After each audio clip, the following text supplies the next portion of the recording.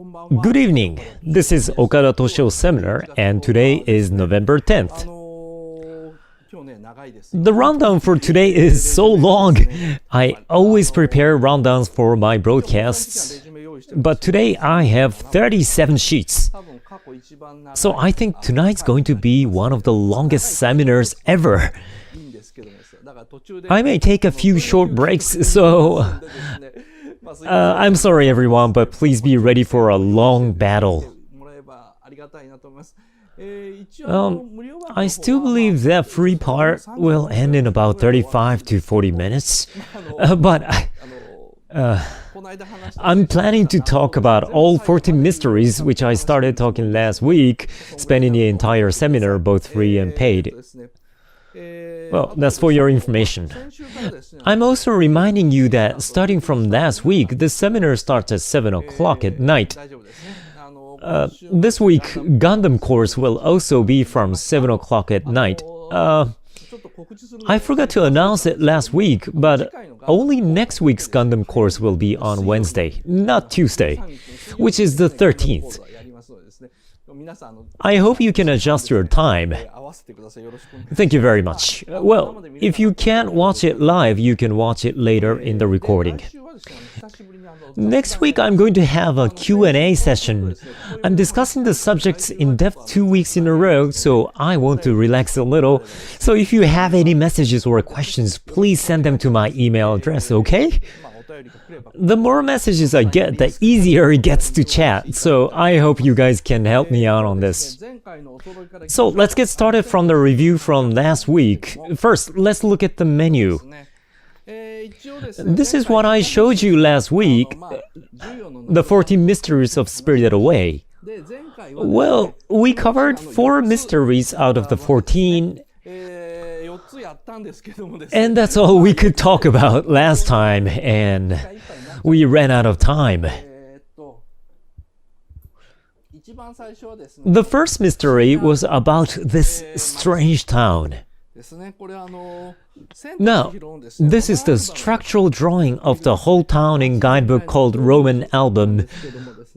The drawing is pretty convenient for us to get the idea of where things are, like where Chihiro climbed the stairs, then went into the town, then to Abraya, and so on.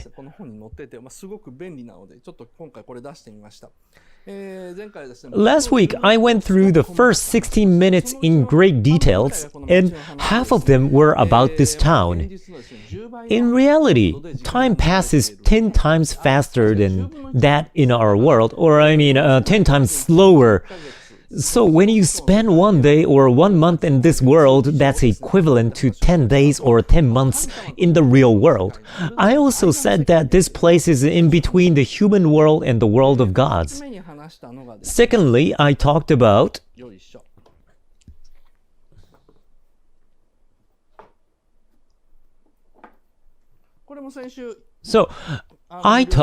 this during the free broadcast as well. The mystery of Yubaba. She's supposed to be twins with Zeniba.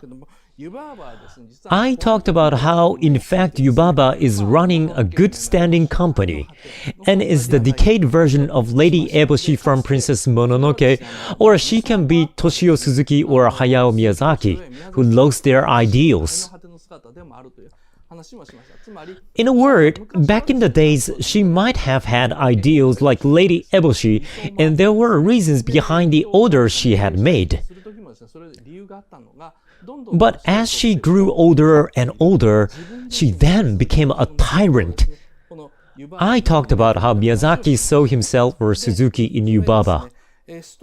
Then I talked about the third mystery of the story, the things in common between Spirited Away and other stories like Frozen and Harry Potter. As for the fourth mystery, I mentioned that the hole in the sky in the night of the Milky Way train is like a black hole. It's an existing hole in the Milky Way called Coal-Sack Nebula. In Spirited Away, Abraya stores the coals made from the materials found from the hole. Because those coals are made from the dark matter, they are so heavy. Since Abraya stores a huge amount of dark matter, the time is distorted, and that's the reason why the time in their world passes 10 times slower than that in the real world. This was what I basically talked about in the paid part. Since 14 mysteries are too many, I narrowed them down to 13 by combining some of them. Now we're down to 9 more. As you can see, I combined the topics such as the mystery of Abraya and Ghibli and the mysteries of Unabara Electric Railways and Kamaji. So there are fewer topics now. However, the contents haven't been reduced or omitted. Anyway, let's get started. So let's first talk about the mystery of Abraya and Ghibli. Oh my god, I'm already kind of tired. I don't know how I'm gonna survive the entire thing today. Can I just take a break? What I'm planning to cover today is worth 2 broadcasts. Well, instead I'll go easy next week. So let's begin. First, I'll talk about the mystery of Abraya and Ghibli. Here is a concept art of Abraya, where Chihiro gets sent to, or works at.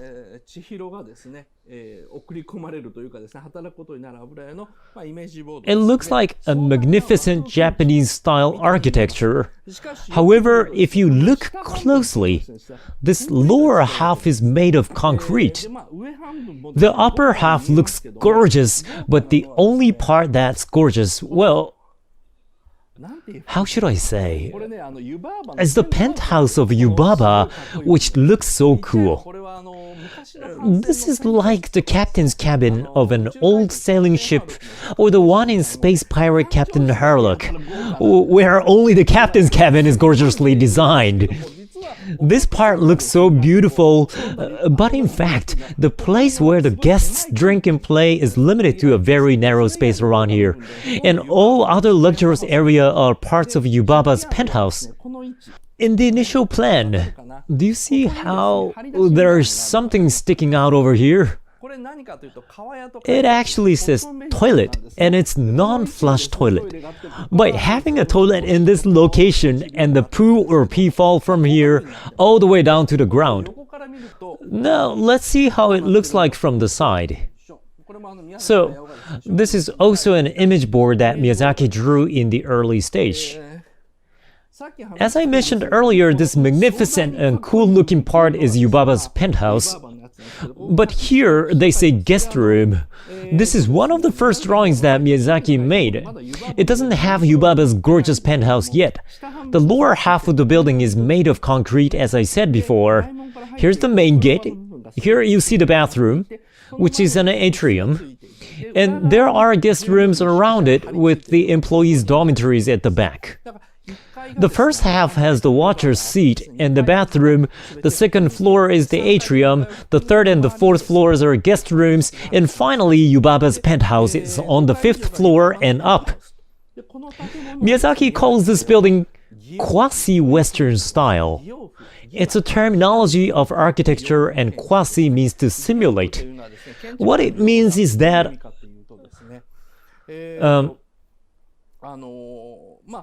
as you can see from the huge boiler house below, as I said earlier, this is made of concrete. In other words, it's not a Japanese-style architecture, but a fake version made of concrete. Any Japanese-style architecture that has adopted the technology of Western architecture is called quasi-Western style in architectural industry. Many of the buildings in this style were built during the Meiji era by the carpenters who weren't so sure about how to build so-called Western architecture. They imitated its appearance with the new materials and plans to make buildings that looked like Western buildings, but also couldn't help adding huge Japanese tiles on top. So that's how this style started. But this is Miyazaki's intensive message, which tells us how this style also signifies the technology of Japanese animation, because Japanese animation is only an imitation of Western art form that Disney and others started, with an addition of superficial decoration in Japanese aesthetics. Miyazaki himself often says that all today's Japanese animation do is to decorate what the West has started with its own aesthetics. That's why it can be described as quasi-Western style. This building is actually a powerful irony towards Princess Mononoke, which is Miyazaki's his own work. No matter how all these domestic subjects during the Muromachi period and the Jomon period are portrayed, how the theory of cultural sphere marked by laurel forest is applied, how Japanese methodologies are pictured, animation is originally Western in terms of technology and film grammar. Miyazaki is pointing out how everything that he makes is merely quasi-Western style because of that. In other words, Abraya as well as Princess Mononoke, which is his previous work, signifies Studio Ghibli itself. The women who work there are the staff members of Ghibli during the production of Princess Mononoke. There were some troubles and many animators quit. Then the majority of the newcomers were females. At one point, people said, oh, there are only girls working for Ghibli, because they consisted mostly of new female employees. By collecting all those female animators, Yubaba, or the producer Suzuki, commanded that the next movie had to be a hit. Not only because Ghibli became so huge, but their another animation director, Isao Takahata, spent their money like water without doubting the expense. So they had to make anime that satisfy the audience's desires with these female animators, just like having female employees work in a quasi-Western style architecture to satisfy the desires of the customers. Abraya holds such a strong message, guests are gods, and Ghibli's mission is to make fun animation endlessly in order to please them. Miyazaki is trying to say that his job is exactly like the job of Abraya. In fact, one of the themes behind Spirited Away was criticism towards Ghibli, which was becoming greedier and greedier. It's also a criticism against Suzuki. Catchlines such as that Abraya is a whorehouse that critics would love to hear were created in order to create ambiguity so that critics won't know the real theme.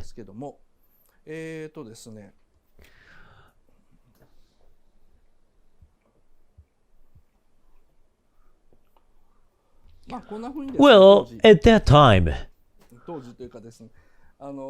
so Miyazaki drew a concept art. Here's a god entering Abraya, here's Watcher's seat, and Yubaba sits in it. Then here the workers are washing away the dirt of the guests. Then those guests go home feeling good.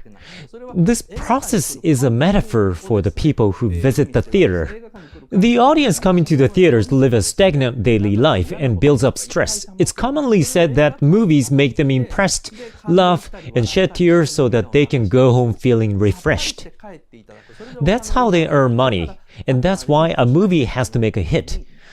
It's also something that Suzuki always said, which Miyazaki agreed to, but at one point he couldn't take it anymore. Especially because Princess Mononoke made an unprecedented hit. Miyazaki, without knowing that Spirited Away would make a bigger hit, tried to deliver a message through Spirited Away that because they made so much money, something has gone wrong. Then they made more money. So, where did this idea that Spirited Away portrays the sex industry come from? Well, it came from the interview with the producer Suzuki when he talked to Miyazaki about the hostesses in Japanese hostess bars. He mentioned how many of them originally can't communicate with people well, but it's interesting how after they spend several weeks as a hostess, they start communicating well with the customers. When Miyazaki heard that, he was very impressed and said, "It's similar to our Ghibli. Our animators come from countryside, only able to draw pictures and only interested in anime, but as we create work together, they gradually learn how to communicate with each other."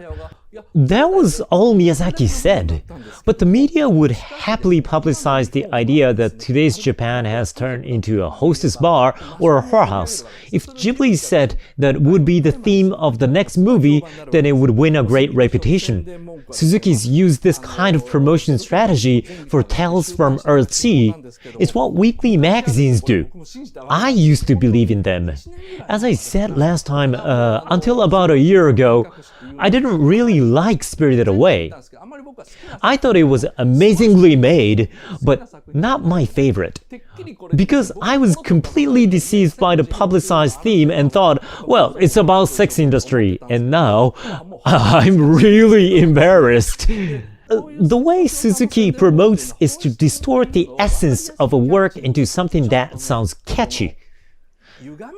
For example, Suzuki advertised The Tale of the Princess Kaguya with a catchphrase, "Princess Kaguya's Sin and Punishment," and got into a huge fight with the director Takahata, who strongly opposed against the idea. Then Takahata completely stopped being involved in the promotion of Kaguya. Princess Mononoke also was originally titled The Legend of Ashitaka, and Miyazaki said Ashitaka was the main character. But the entire story of the movie was misunderstood by the audience because Suzuki had announced the title Princess Mononoke in advance at a press conference. For Tales from Earthsea, because the media had reported how Miyazaki and his son, Goro Miyazaki, were on bad terms with each other, Suzuki took advantage of that in order to get the media's attention and made many intentional speeches that the movie was about patricide, which symbolized Goro's denial of his father. It's really what magazines would do. But Miyazaki is someone who doesn't make things he doesn't know about. He has made numerous comments on how the purpose of making Spirited Away was to depict Ghibli in a book called The Great Adventure of Spirited Away, published by a minor publisher called Fusion Product. Why in this book? It's because it's the only book that Suzuki doesn't censor. Miyazaki was pretty close to the president of the publisher. There are actually many books about the movie or Studio Ghibli. Any publisher can publish the book if they don't use any illustrations, but Suzuki only authorizes major publishers like Kodansha, Kadokawa, and Bungei Shunju to publish so-called official books with lots of illustrations. This publisher called Comic Box, Fusion Product, is not at all a leading publisher, but they could publish this book just because the president was a left-wing and friends with Miyazaki. So this book is really like a miracle. So there's so many secret stories in this book, like Miyazaki complaining about Ghibli, staff bitching about Miyazaki, and Miyazaki's confessions on what he really wanted to do. So even Ghibli Museum doesn't sell this book, which makes this book unofficial because Suzuki hasn't authorized it. So, according to this book, the reason why all male workers are frogs is because at President Tokuma's funeral, there were many high-ranked people in suits, and they all looked like frogs to Miyazaki. He thought, oh, that's a frog called Prime Minister. Even the Prime Minister was at the funeral. Those executives who approached Ghibli to make money all looked like frogs. On the other hand, animators, including Miyazaki himself, are treated like insects with no respect. That's why the female workers are portrayed as slugs, because again, according to herbalism, slugs are also insects. Well, so are frogs, but anyway, that's the intention behind these character settings. Miyazaki mentions in the book I just showed you that animator's job is irrational and extremely hard. Miyazaki said he wanted to create a story where a small girl is forced to work at Ghibli. Chihiro is based on a real person, which is also on Wikipedia. Nihon Television is one of Ghibli's patrons, and there's an executive called Mr. Okuda. Now, Chihiro's model is his daughter. One day, Miyazaki suddenly started insisting that there's no way she would be raised properly under her parents. I mean, he really can't stay out of other families' business. He said that he needed to do something and suggested that if she came to Ghibli, she would become a more decent adult. Mr. Okuda took Miyazaki's daughter, Mr. Okuda took his daughter to Miyazaki's second home quite often. This was where the basic structure of Spirited Away was created. Just like those businessmen who approached Ghibli and Miyazaki shamelessly for money. Chihiro's parents turned into pigs for being tempted by food, and their daughter is taken to an unreasonable and horrifying workplace like Ghibli and forced to work there. Wikipedia also writes what happened. The original idea of the movie was that Miyazaki wanted to please a 10-year-old daughter of his personal friend. She was a daughter of Seiichi Okuda, a Nihon TV's movie producer, and became the model of the main character Chihiro. At the time, Miyazaki used to invite the daughters of Ghibli officials in his mountain hut and held a training camp once a year. He had never made a movie targeted for girls around 10-year-olds, so he became motivated to make one. In other words, the concept of the movie in Abraya is that a girl who is forced to join Ghibli for the convenience of the adults is made an animator to make anime that comfort the audience. Isn't that terrible? This is the basis. But then Miyazaki keeps on including additional interesting elements. The basic concept is like the part of Abraya made in concrete. The anime transforms from the basic concept because he keeps wondering how he can make it more interesting. A girl he likes is being exploited by Suzuki at Ghibli, but there's nothing Miyazaki can do to help. He was like, I'm just an old man, which sounds pretty gross. He said, I'm just an old man, so I can't fight Suzuki, who's as scary as Yubaba, but I can give her some advice. So he drew himself as Kamaji. He didn't forget to give himself a cool character. Actually, Chihiro gets stronger without any help, but Miyazaki had another alter ego besides Kamaji. It's Haku, that beautiful boy who's literally covered with blood in order to work for Yubaba. Just like that, Miyazaki had to work bloody hard in order to make anime under Suzuki's unreasonable command. And if Suzuki decides that Miyazaki was too old and useless, he would ruthlessly throw Miyazaki away in a hole and start favoring young animators like Miyazaki's disciples, his son Goro Miyazaki, and more than anyone else, Takahata.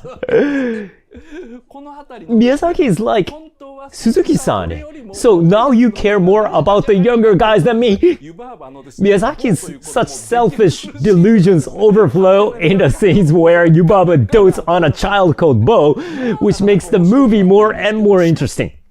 But only Chihiro doesn't abandon Miyazaki or beautiful Haku and goes to meet Takahata at Zeniba at risk of her life. And Chihiro finally tells Miyazaki her real name, which is a metaphor for teaching him the kind of anime he should be making, and leaves. And that anime is Spirited Away. In other words, this is Miyazaki's autobiographical story, which I think is so well made. It is an animation for Miyazaki, by Miyazaki, from the beginning to the end. At some point, it was no longer an anime for 10-year-old girls. Now he was making it for himself. On Your Mark, made around this time, was similar. From around this time, Miyazaki started making stories only he could understand. But that type of story created something sinister and deep in taste. On top of that, he still had a will to make his movies a hit. In addition, he had skills, experience, great ideas, and imagination to make that happen. And this became the secret for the popularity of his movies. That's how the movie reflects his strong sense as an author. However, an anime Miyazaki would make for himself could not make a mega hit like Princess Mononoke did. It's like Miyazaki's autobiographical novel, but it lacks sociality. Unless it looks like it's criticizing society, critics won't pay close attention to the context. That's where Suzuki's misleading advertisement comes in. Suzuki knew at the early stage of production that Miyazaki started making an autobiography. Then he thought the movie wouldn't make a mega hit unless he made the movie look like Princess Mononoke, which criticized the society. That's why Suzuki intentionally misled the media by saying Abraya is an analogy for sex establishment, like those Japanese hostess bars. His strategy worked so well, and the critics, including myself, were tricked by it. That's how we never got to the idea that the movie actually depicted Studio Ghibli. It's written in this book that Abraya is Ghibli and people lose their minds working there, just like how Chihiro eventually didn't feel anything seeing her parents turning into pigs. In the actual movie, there's a scene where Chihiro sees them and feels sad. But, well, when this book was made, the movie was only halfway done. During the interview, Miyazaki said that Chihiro doesn't feel sad at all when she sees her parents as pigs because she loses her mind working in Abraya. But when she eats rice balls and remembers her name, she realizes how much she has changed, then finally shed tears. Just like that, people lose their minds as they work at Abraya. It reflects the fact that Miyazaki was too busy when his mother died, so he didn't go to her funeral. He thought that people who work at an animation studio lose their minds more and more.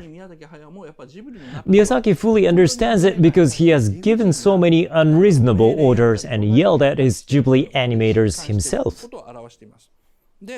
As for Chihiro, she's so busy that she completely forgets her name and loses her mind. And the way for her to regain her mind... let me see. Do I have it?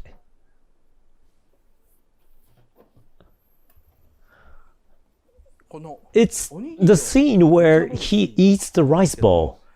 You see how she eats it. She's holding it with her both hands and eating it greedily.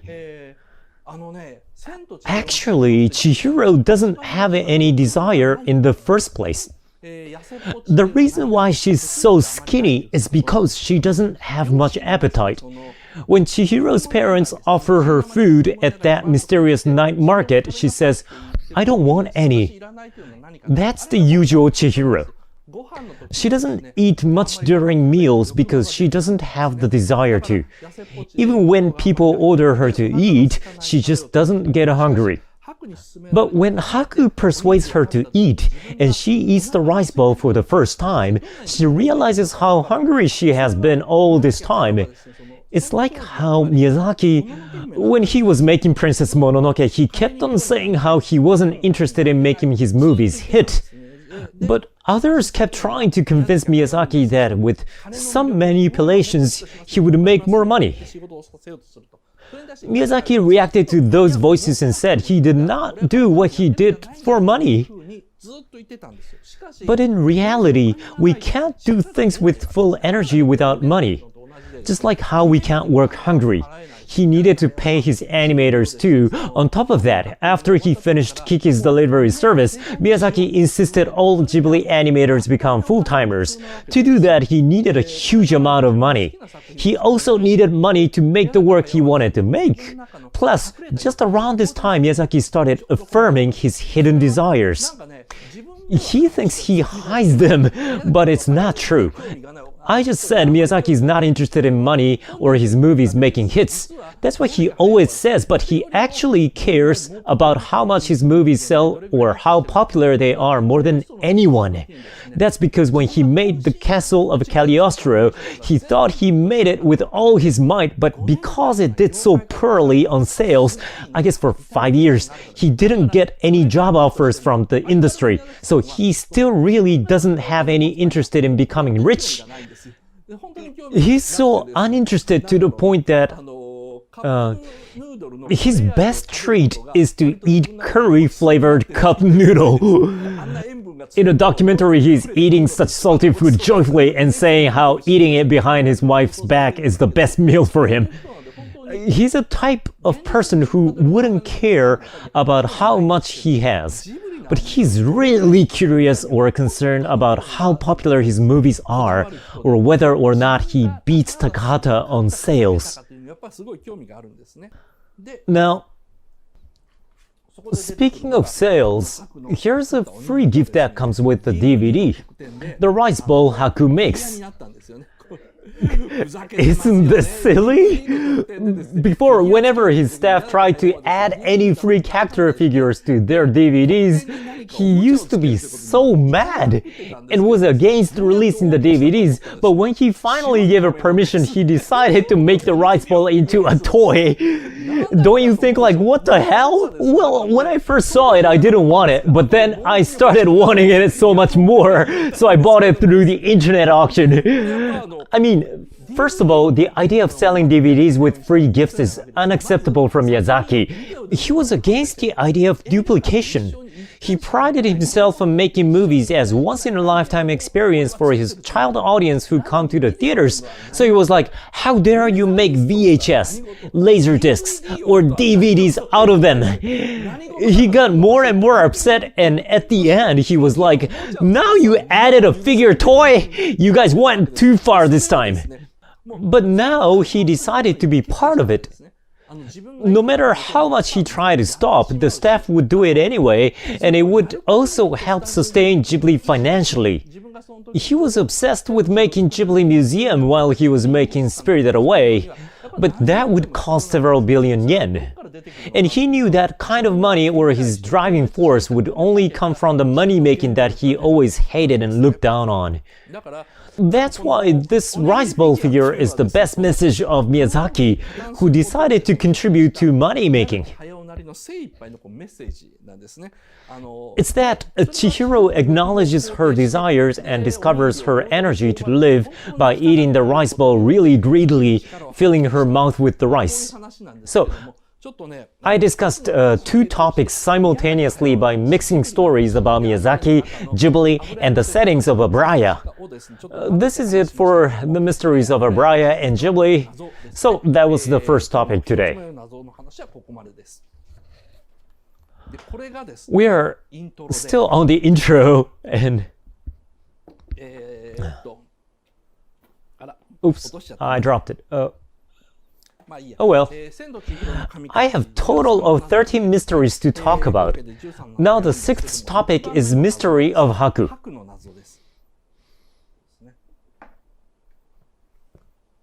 So, here is the scene where Chihiro embraces Haku, who comes back covered with blood. In terms of how he functions in the structure of the story, he's designed as a bad boy figure as seen from a girl. Ordered by authoritative adults, a pure boy does bad things in the outside world and comes back covered with blood. But such a bad boy who regular people are scared of is kind to this one girl, just like a hero in the girls' comic books. He's a boyfriend figure in the story. I've read a girl's comic book from Showa period called Hot Road, but that's how it looks like.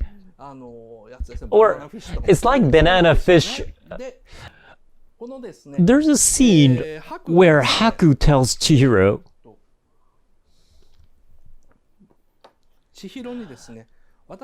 "I've always been watching you." When Chihiro asks, "How do you know my name?" he answers, "I have known you since you were little." At the scene where Haku passes on the rice bowl to Chihiro, Haku can't remember his name. After all, his name has been taken away. That's why he says, "I can't even remember my own name, but it's strange, I remember you." Again, most people just follow the spoken lines, and if we take the line as it is, Haku is the guardian god of a river called Kohaku River, who rescues Chihiro when she's about to drown there. So he knows her because of that incident. At least that's what the script says. He says, "I knew you since you were a child." However, the line that says, "I can't even remember my own name, but it's strange I remembered you," doesn't make much sense. For example, when Chihiro worries about Haku when he's injured, Kamaji says, "It's love." He says, "This is love, love." But this too is too unlikely for any of Miyazaki's previous anime. Even if the protagonists in his movies like each other, they usually don't express their feelings in such a straightforward way. So why is it different here? There is also something called the mysterious lyrics.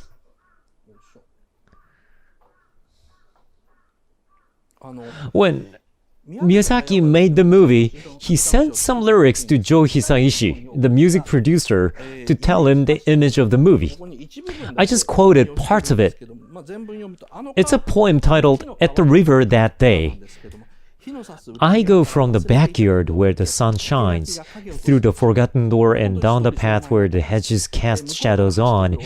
The young child running from the other side is me, soaking wet and crying. I follow the footsteps of the sandbox father to the now buried river. The aquatic plants sway between the garbage. I met you in that small river. My shoes flow away slowly and get drawn into a small swirl and disappear. The dust that covered my heart and the fog that hid my eyes go away. The hand touches the air and the feel take the bounce of the ground. I live for someone and someone who lived for me. I went to the river that day. I went to your river." Well, it didn't become an official song, but these mysterious lyrics such as "I return soaking wet," "My shoes are flowing away slowly," "Someone who lived for me," seem to be hinting something. After all, he did not adopt this song in the main story, but it helps us think about the strange scene where Chihiro remembers the past. It's toward the end of the story where she flies with Haku. It's a scene after they go to see Zeniba, ask her to forgive Haku, and now she flies in the sky on a white dragon, the incarnation of Haku. It is the biggest climax of the movie. There Chihiro suddenly remembers. Well, like this. A hand is stretching out into the water. But the thing is, the size of the splash here is too big for just a hand put in the water. We can also think that it's because Chihiro drops, but no. If it's after she drops, then there shouldn't be such a big splash of water before the hand goes in. It looks like a hand stretches out toward the splash, caused by something bigger. To make this clear, let's look at the storyboard in the scene. You see the same cuts in the storyboard, but what I paid attention to is the instruction that says a child's hand stretches out quickly. It says a child's hand, and that's because they needed to distinguish it with Chihiro's hand. It's not her hand, it's somebody else's. But they didn't want to publicize whose hand it was. This scene is trying to depict how a hand stretches out for something large that has fallen into the water. But why a child hand, not Chihiro's hand? In the next scene, Chihiro remembers it. Now, please take a look at her shoulders. The color of the face and the shoulders is the same. This tells us that she's naked. The reason why Chihiro is naked in this scene is that when she's small, she falls into that river naked. Well, kids are often dressed only in underwears where they play in rivers. Just like that, Chihiro is half naked when she falls into that river. Well, then,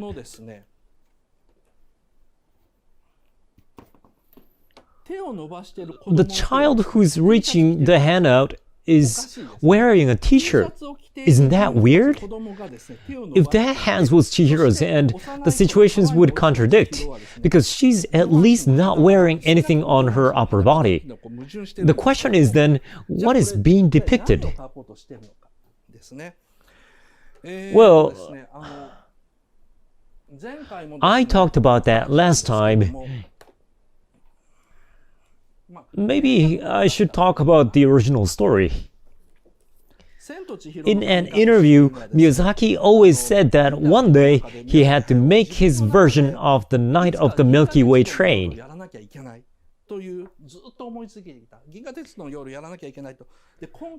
And he said that Spirited Away became it.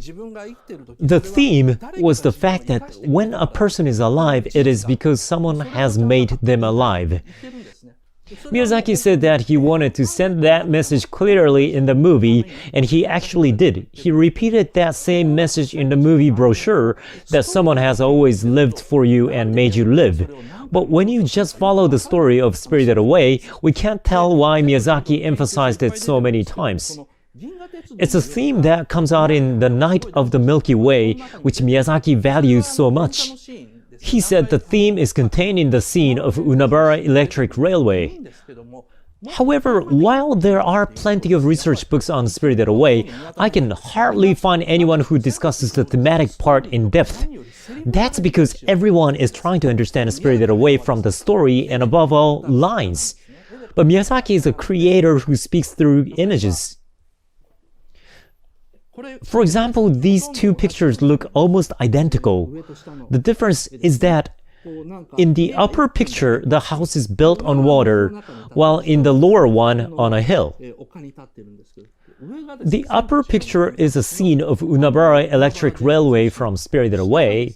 The lower one is a scene from the anime of The Night of the Milky Way train, where everyone is about to go to the world of death. They're drawn in almost the same composition.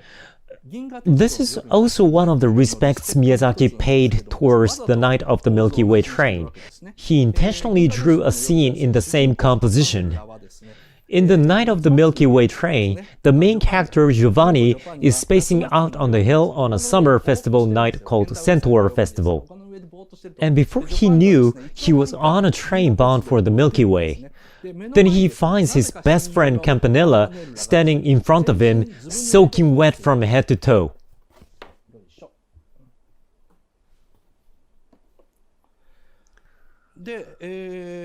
Right, as you can see, when Campanella wipes his shoulder with a handkerchief, many water drops fall. You may wonder why he's wet. Giovanni joyfully says, "We're always together, Campanella, we're always together." But Campanella doesn't say anything back to Giovanni, instead he just smiles sadly. As the story continues, 3 people come on board. Most characters you see in this story are cats. So it's exciting to finally see more humans. A brother, a sister, and a private teacher come out. It's surprising because from the beginning, you see that the brother is missing a shoe. The sister who comes out with the brother gently wipes off the water drops of his head.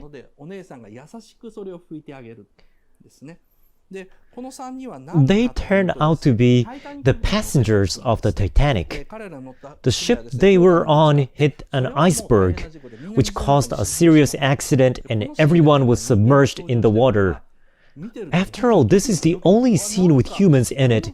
It has this scary atmosphere. Then the teacher talks about the accident in a very gentle voice but without being emotional. She says, "I was thinking while pulling the hands of my students and overtaking other children who are waiting for the life-saving boats. Since the boats were only on the opposite side and in the back, she overtook other people waiting in line, pushed her way through the other small children on board in order to save her students. She went forward and forward in order to survive." But she thought, will this really be the happiness of these kids? Or is it my duty to take the sin and save them? As I reached the boat thinking like that, I saw a mother crying after finally loading her children on a boat and numerous other parents in the same circumstance. Finally, I couldn't care about what I had in mind anymore, so I hugged the two kids tightly on the ship that was sinking. The teacher talks about the incident so slowly and gently. While she talks, the sister wipes the brother's wet hair, then finds a shoe from somewhere, then put it on his foot. This scene contains the true greatness of Kenji Miyazawa, the author who also wrote The Nighthawk Star. Here he depicts people who attempt to make others happy through self-sacrifice. That was the theme that Miyazaki had always wanted to depict or had to depict. And that leads to At the River That Day, where the shoes flow away slowly and get drawn into a small swirl and disappear, someone who has lived for me. He really tried to make an anime with this theme, someone who has lived for me. The teacher of the Night of the Milky Way train says, "But it's going to be alright once we get to the Southern Cross. All the pain will be gone." And the three people get off at the station by the Southern Cross. There are giant cross stands far beyond the horizon, and infinitely many worshippers walk towards the cross in line. The private teacher, the sister, and a younger brother are also dressed like the worshippers and walk along the cats. After passing the Cossack station, Campanella tells Giovanni, "I can't go with you anymore." And as soon as he says that, he goes behind the train and disappears. In fact, Campanella drowned after saving his classmate named Zanelli, who fell into the river. That's why the bodies of Campanella and the three other passengers were wet. Campanella sacrificed his life to help a friend. Well then, back to Spirited Away.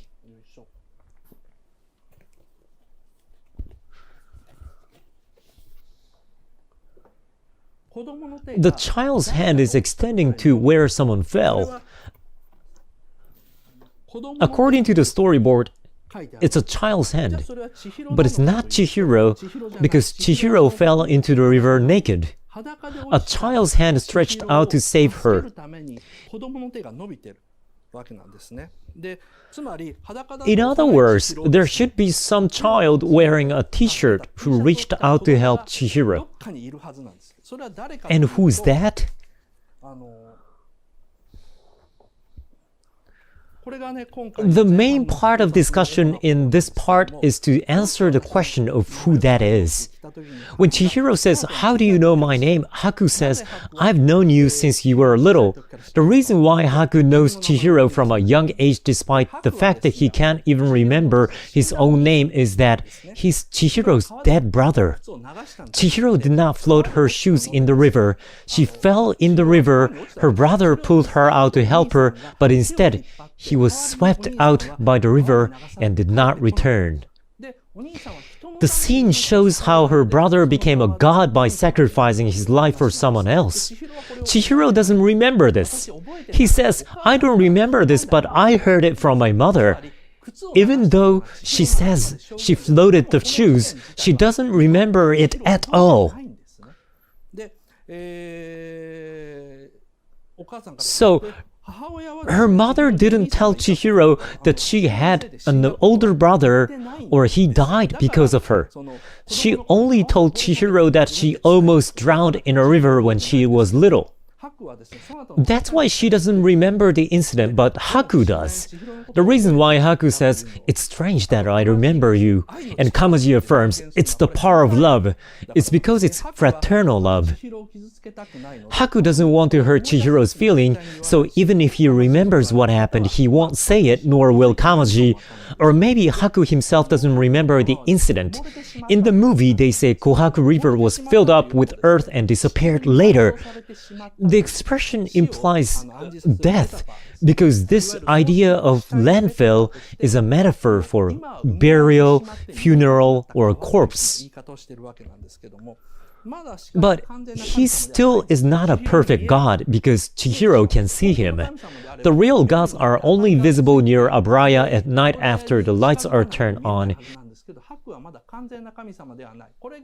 In the end, he does turn into a perfect god. It's a long story, and the free part still continues, but I want to finish up the free part with the mystery of Chihiro's parents. So, the seventh mystery of the 13 mysteries of Spirited Away is the mystery of Chihiro's parents. Take a look at this. Chihiro says, "Mom, that building's making noise." But the mother says, "It's just the wind." Then she turns around, but she doesn't look at Chihiro. Chihiro keeps pulling her mother's hand and talking to her, but she ignores her and says to the father, "I should have brought a sandwich from the car." In the scenes around here, Chihiro continues to try attracting the mother's attention, but she hardly sees Chihiro's face. She talks to Chihiro without looking at her, but she sees the father in the eyes when they talk. Her attitudes toward Chihiro and the father are too different. We've all realized that Chihiro's mother is acting strange. Everyone who saw it noticed it because the mother is walking the rocky area of the river, which is dangerous for herself to walk on. And she says to the father, "Oh no," and hugs him.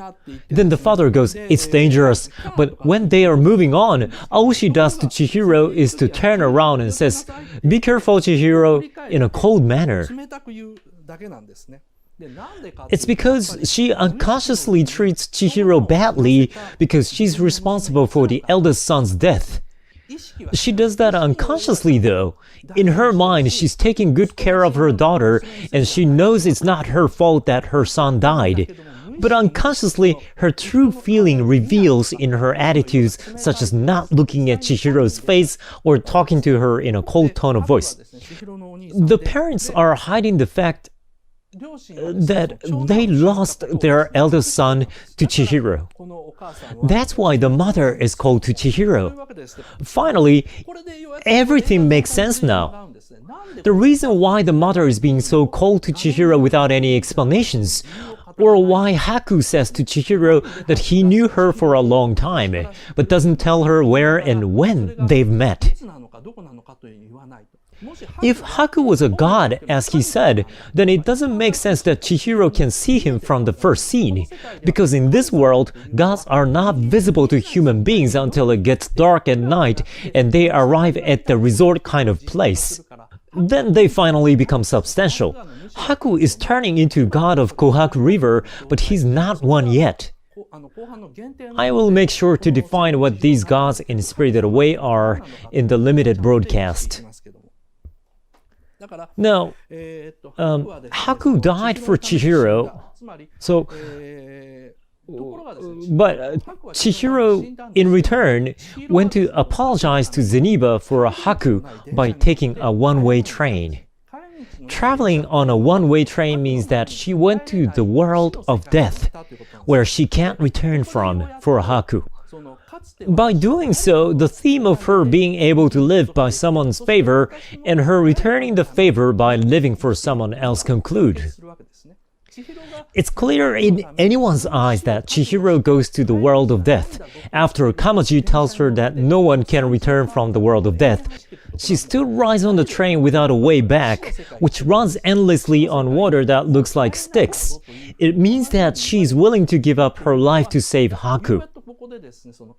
That's how the theme completes here. She realizes that she has never noticed that someone has saved her life. Then she decides that she's going to risk her life for someone as well. So at the end, the theme makes a full circle. How the theme of the movie goes round is not explained through lines, but through Hisaishi's dramatic music. That's why the structure of the movie is hard to understand. It's similar to how Giovanni, the protagonist of the Night of the Milky Way train, lives like a ghost in the beginning. Doesn't focus during his lesson at school in the first part of the story. That's because a poaching ship that hunt sea otters got into an accident with his father, a fisherman, on board. Giovanni is so worried because his father might be dead. That's why he's absent-minded at school. It's hard to tell if he's alive or dead. But then he gets on the Milky Way train with Campanella, who has died for someone else, and listening to the story of a passenger of the Titanic who did not try to survive by pushing away others for the sake of her students, then at last Giovanni regains life. The safety of his father's ship ends up unknown after all. At the end, Campanella's father says calmly, Campanella probably won't make it. But at the same time, he tells Giovanni, I met your father, he'll be back soon. That's how he knows his father is alive, so Giovanni's father probably comes back safely. The fact that the ship made it back in spite of the accident means that he was able to live by someone's favor. That teaches Giovanni what it means to live for someone and becomes an energetic and cheerful boy again. Well, that's the basic plot of the Night of the Milky Way train. It's the same as the plot of Spirited Away. Chihiro in Spirited Away also lives her life absent-minded in the opening scene. It's uncertain whether she's alive or dead. She has no desire or appetite, like No Face.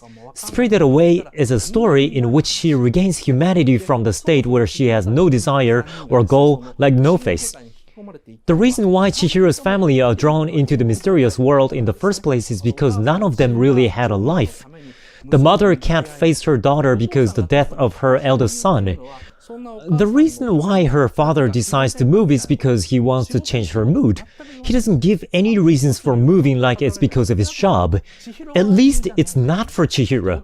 The only reason can be that he wants to change his wife's mood because she's been closing her mind all this time. And Chihiro is in despair because she's separated from her friends. The question is, how are they going to live after the movie ends? I'm going to talk about it in the second half, but in fact, Miyazaki has a great happy ending for them. But the structure of the movie makes it hard for us to tell that it's a happy ending.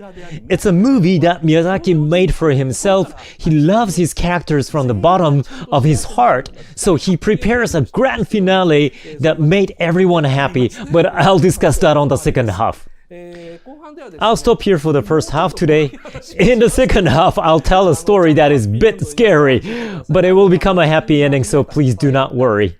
There are these stories which he told only to his favorite animators, and some are written in this book as evidence, but really, I'm going to talk about a really happy ending. Okay, so time for a questionnaire. Well, I'll take a break later, so if you want to use the restroom, please do so then. Now we have 6 mysteries left. Here.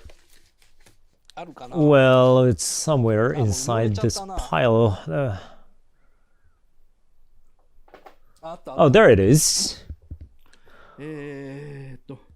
We'll go super fast on the remaining 6 mysteries. I'll talk about the gods, Unabara Electric Railway, and so on.